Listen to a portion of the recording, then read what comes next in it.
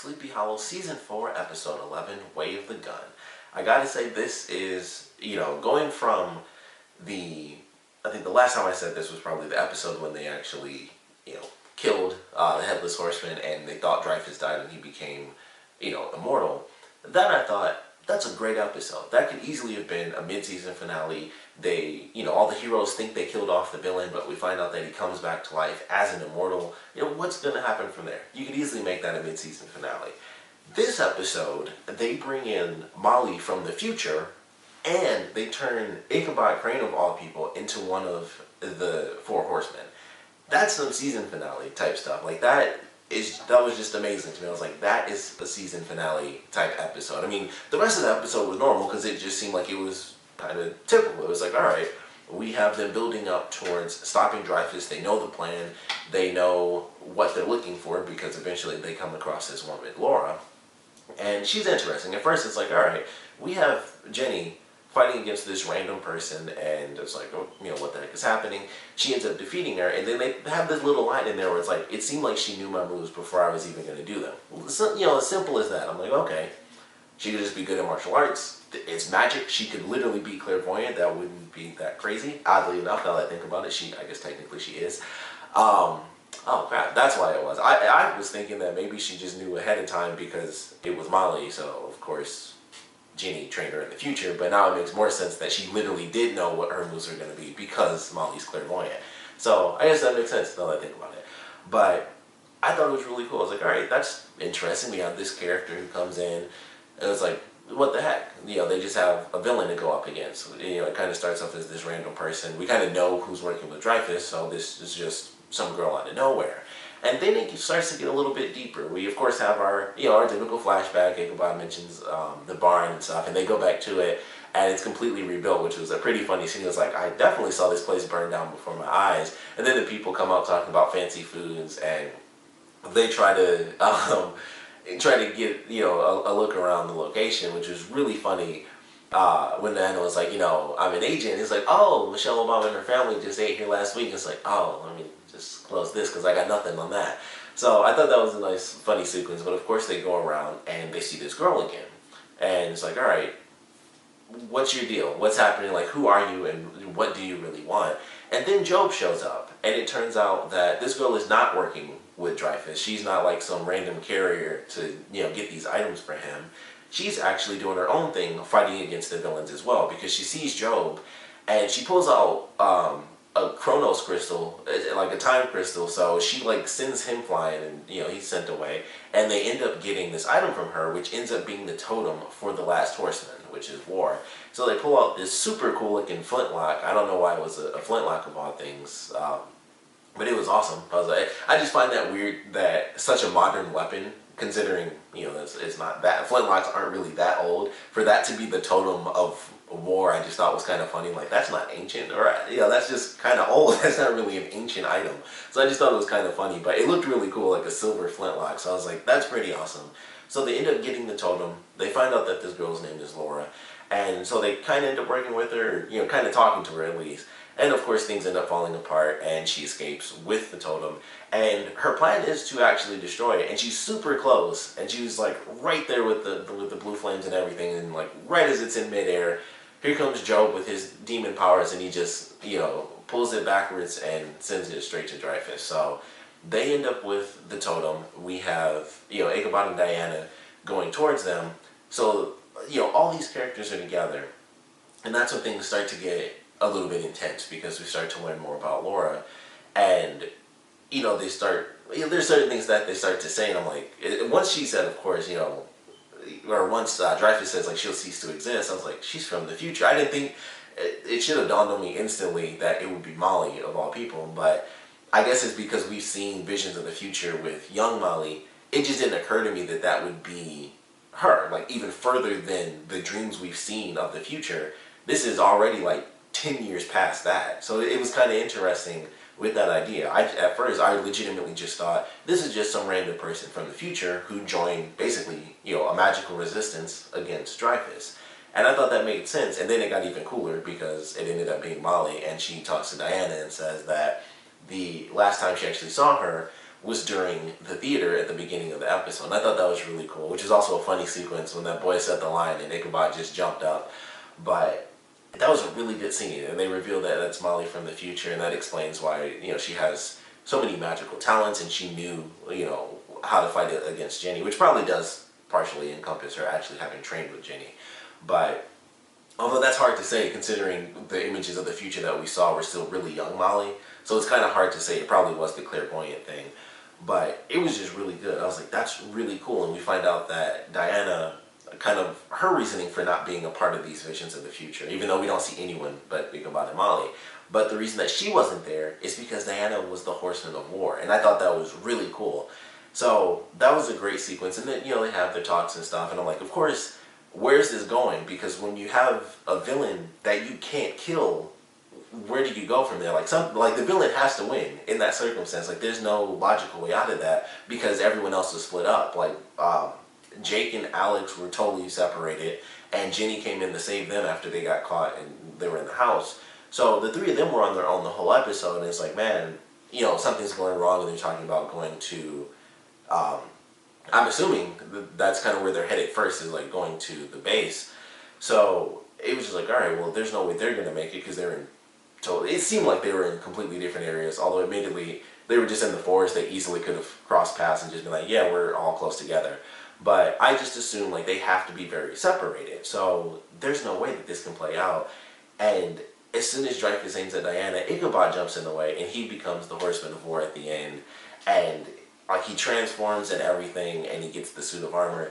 And it looked really cool. I don't know how Diana was able to like hold his hand because it looked like he was literally turning into molten lava, but it was such a great ending. I was like, I cannot believe he turned into the Horseman of War. And then right after that, the promo kicks up, and here's his son. I can't think of his son's name right now, but Ichabod turns into the Horseman, and then right after they bring his son back. So I was happy to see that because I'm like, well, that should be very interesting. I don't think he'll be as mad anymore, considering his dad is not one of the four horsemen. Or maybe he will. We'll see how that plays out. It's a very conflicting relationship, so we'll see what happens with it. But it was just a crazy way to end this episode that was just leagues beyond where I thought it was headed. Like, they reveal who Lara truly is, and it's Molly from the future, and she's sticking around. We'll see how they decide to play around with that idea. They could easily do it in the next episode and just say her memories change, where instead of it being Ichabod that helped her get to the past, it was her own mother, and just make it easy. That way she sticks around, because as soon as he was shot, they have to make up their own version of time travel, where it's like, okay, either everything changed and she no longer exists in the past because Ichabod wasn't there to help her get to the past, or, like I said, they just altered her memories and it was someone else that helped her get to the past. And that's a really easy way to just keep her there, because otherwise they got to go into explaining why any of this stuff makes sense now as to why she's there if they altered such a big thing with Ichabod being the one helping. That's very different than Diana being the one helping. That's one less person to give them insanely critical information as far as how to defeat magical creatures and where to get the items and stuff. Ichabod he's literally like this episode. He always has some story. They even make fun of it in this episode. It's like, is there any part of the war that you weren't involved in?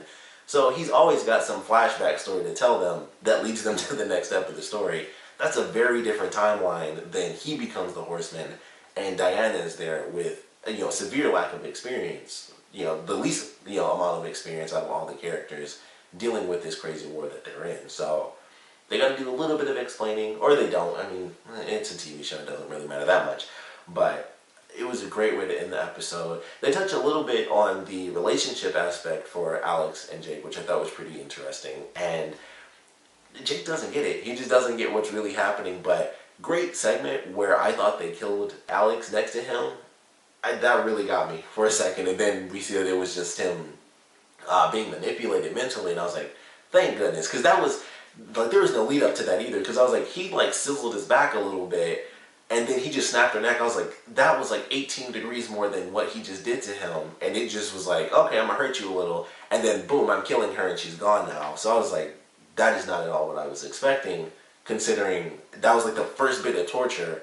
And then he instantly went to death on the next person. I was just like, wow, I can't believe they just did that. So, nice little trick there, because it definitely got me. I mean, we don't know everything that Job can do, so it was definitely a surprise to see that ability from him, that he can, you know, manipulate people mentally like that. And I feel like that's something they can certainly utilize in the future, but certainly a shocking little segment. So that I really enjoyed. They still don't get to the relationship thing. Like I said, Jake doesn't really get it. And right before it's about to be explained, Jenny like drops through a portal, because I was curious. I'm like, how long was she in the house? Because they were talking for a minute, and unless she was crawling like upside down on the roof, she had to have been there like that whole time, or she dropped through a portal, because she just lands on this guy and chokes him out. And I was like, where was she at? Like, they talked for a minute. I also didn't notice that there was even another person in that room. So when they dropped, I was like, oh, I didn't know that guy was there. I wasn't paying that much attention. And it seemed like it only went back and forth between, you know, Alex and Jake. So I didn't notice that the guy was there. Maybe looked down for a second, and that was like the one time they showed him. But she just drops down on this dude. I was like, where did she just come from? So that was a really funny sequence, but it's like, all right, took this guy out, let's get out of here. So really did some good stuff there. They have all the horsemen now, although we have, of course, pestilence and famine. They're still in like their weird, you know, comatose state with like transforming into the actual horsemen. So it's kind of weird. I guess they need the other totems, but the way they kind of talk about it is like, oh, they're resting fine and everything. It seems like they have all of them, because the way they kind of did the dialogue early on in the episode, where Job is like, I'm going to go for the totem of the Horsemen of War. I'm going to handle that personally. So I'm like, all right, well, if you got that, then it kind of, just the way he said it made it seem like they're all kind of good, because this is like the final step to get all the horsemen. But I don't know, I guess the other totems don't work that way, or they don't have them. But just from that bit of dialogue, I was like, okay, I guess they have them. They just have to wait for them to, I don't know, change the actual bodies. But that bullet was instantaneous. It was just like, boom, takes them down, transforms them. So I'm very excited for this next episode. This episode, I mean, it truly changed. It started off, it was just like a good, normal episode, and they're going towards some cool stuff. Especially when they introduced Lara, the first thing I thought was, okay, this is a person who, especially when Job showed up and she was fighting against him, I was like, okay, now we know officially that this woman is actually a good guy. So she can easily replace Jenny if she decides that she's going to take off, which she talked about in this episode. Like, I might not always be around, and she was even on the computer with the guy. So as soon as Lara showed up and we found out that she's actually just a third party, not one of the villains, I was like, okay, this is an easy way to have a new character come in and replace Jenny. But now it's different, because this is a character from the future, and depending on how things change in the future, she's going to cease to exist in this time period. So I don't know exactly how long she's going to stick around, but she certainly won't be Jenny's replacement, unless they find some crazy magical thing to take her outside of the timeline where she's no longer affected and she just lived through everything she went through, which would be interesting. I would love to see how that plays out, where we have future Molly and how she decides to train her younger self, like how that would, you know, just how that would play out. So I don't know where we're headed with this character and how long she's supposed to last within the series, but definitely a great reveal at the end that she's from the future. And then just everything they talked about was great during that little segment. Like, she's from the future, Diana gets turned into the Horsemen of War, and you know, somehow Molly learned over time, because she even says, like, at first you were kind and generous, and then you kind of shifted. So at some point she realized that he was a bad guy, and that's when she, I'm assuming, kind of helped Ichabod get out. And it was probably during that scene that she had in the future where she was like, I found Ichabod, but he was much older. So maybe it was during that segment. I assume it wasn't, because if he was way older, then she would also have to be way older. But it was just very interesting. Like, it shows that there was a separation, like I said, from the images we saw of the future. This was already a version of Molly 10 years past that, at least, you know. So that was just really cool, and I love the way they changed things. And just Ichabod, of all people, becoming one of the horsemen. It would have been crazier if, of course, he actually became the Horseman of Death, which I mentioned before. I thought the Headless Horseman was War, just because of his character, because I just totally forgot which horseman he was. But, you know, that would have been really crazy if it was Ichabod, and somehow they ended up switching places or whatever. But really great, and I just can't wait to see how this next episode goes. But of course, I would love to know what you guys thought about this one, so please comment below, let me know your favorite parts, least favorite parts, and of course I have to ask, how are you guys feeling about Ichabod becoming one of the horsemen? Because that's just the craziest thing ever. Everything they did, like I said, during that little segment with all the revelations, just really well done. And that took it up from just a good episode because it was already entertaining. We have this new character who comes in. They're all racing towards the totem, and then of course Dreyfuss ends up getting it at the end. And it's like once it gets to that point, it just really starts ramping up, and then we get all the reveals, and it's like okay. And then Ichabod gets shot and turned into a horseman, and that's when it just skyrockets for me. And it's just like, all right, this is already a fun episode, and just the tension and leading to the villain getting what he wanted, and then Ichabod is the one who ends up leading him there after he gets hit. So it's just like, it skyrocketed as an episode for me by the last 10 minutes, and I absolutely loved it. Crazy, just a crazy happening. I can't wait to see how they end up saving him and how long that's going to take. But like I said, would love to know how you guys feel about that ending segment. And of course, let me know what you guys thought about this episode in general. So please comment below, let me know, and thanks for watching.